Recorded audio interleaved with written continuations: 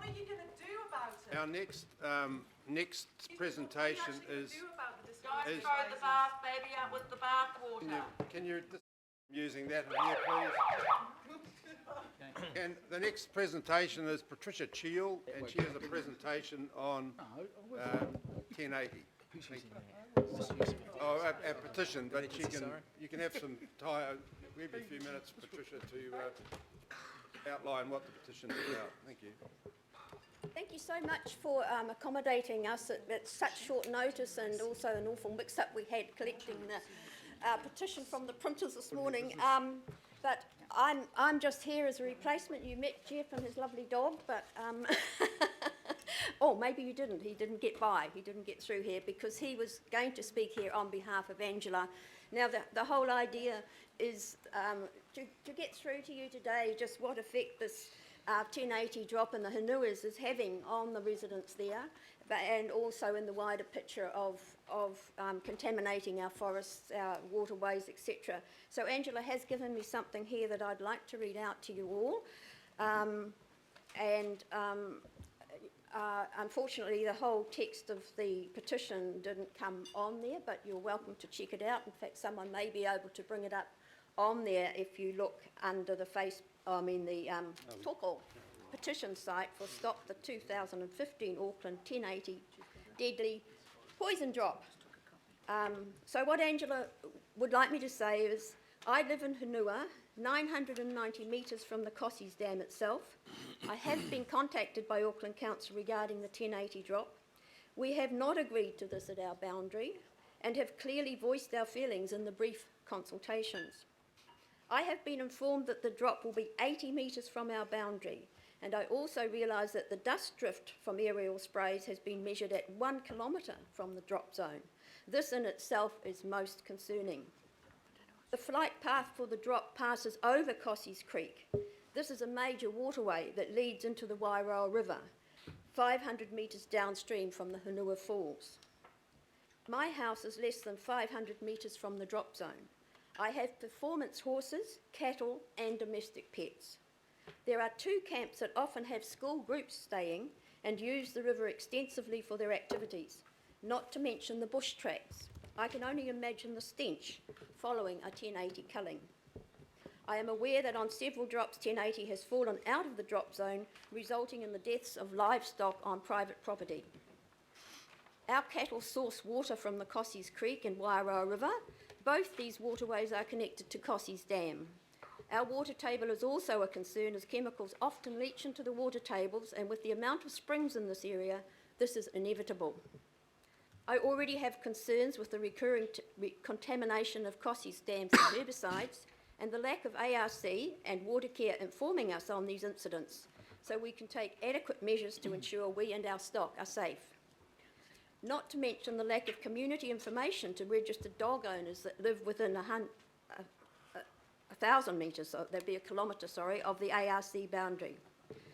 One neighbour was given a mask with no instructions as to how a carcass will retain the deadly poison, and the other neighbour with 3 registered dogs was not informed or supplied with masks. On contacting the council, she was told that the landowner should have informed her. But many landowners of Auckland properties are now foreign and do not reside on site. Surely if your dog is registered and your residence is within 1 kilometre, you should be notified. Hanua and Clevedon often flood, and the dead carcasses will end up being deposited on riverbanks and farmland in Cleveland Valley and beyond to the ocean. What happens when someone's pet discovers a carcass? Have you issued muzzles and warnings to every house that borders the river? Whoops, spelling mistake there. I have asked what compensation I will receive for relocating my horses to a safe facility, but have had no answer. What tests are you going to undertake to determine if the farm water is safe to drink, both for humans and stock? And who is going to ensure that all dead carcasses are removed that come from the operational area? Our business is affected, on hold until the drop is completed. Not to mention our cattle dog needs to be able to bark to manage stock. How is this possible whilst wearing a mask?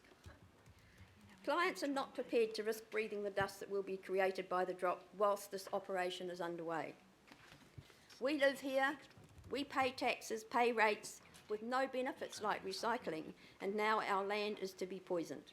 Our water table compromised, the creeks and rivers will have carcasses polluting them and washed up upon the riverbanks.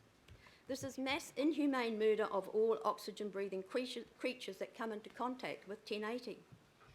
I am aware that the manufacturers warn against aerial application and to keep it well away from waterways, insisting all carcasses should be removed to prevent contamination of the environment.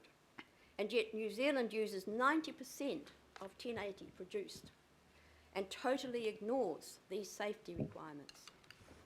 It is banned in most countries, and as more and more people see the results of its use, the opposition will grow. I hope it doesn't take a major catastrophe before you too will see why it should never be dropped so indiscriminately from the air. There are alternatives, and today, as a Kiwi wanting to live in a truly clean, green New Zealand, and on behalf of over 600 people who have signed this petition, 200 in just a couple of hours at the Cleveland Market last Sunday alone, we ask please withdraw your consent to drop this ultra-hazardous poison in our water catchment, because it puts our whole ecosystem at risk as it moves through the food chain.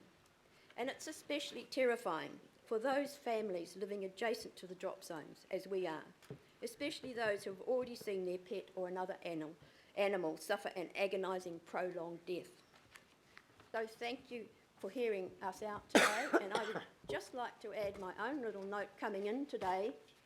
I drive a little Toyota Hiace, and I normally don't go in the truck lanes. I'm never quite sure whether it's meant to be for me there, but today, because I was running late, I thought I'd go, and just at the end I saw it was for 3.5 tonne trucks, and I thought, oops, mine's only a 1 tonne truck. So I need to go back and read the road code. And just as I think you need to go back and look at the manufacturer's safety warnings and realise that you are actually, countermanding the manufacturer's instructions. And I'm sure none of you would fly in an aeroplane where the manufacturer's instructions were ignored so blatantly. Thank you. Thank you. Thank you. Well, the Secretary will come and collect the petition from you and receive it. Thank you. Thank you very And much. I do appreciate you. I will now move that the Regional Strategy and Policy Committee thank Patricia Chill for the presentation. I have a question. Well, we're not having questions, Councillor. This is a presentation of a petition. Second.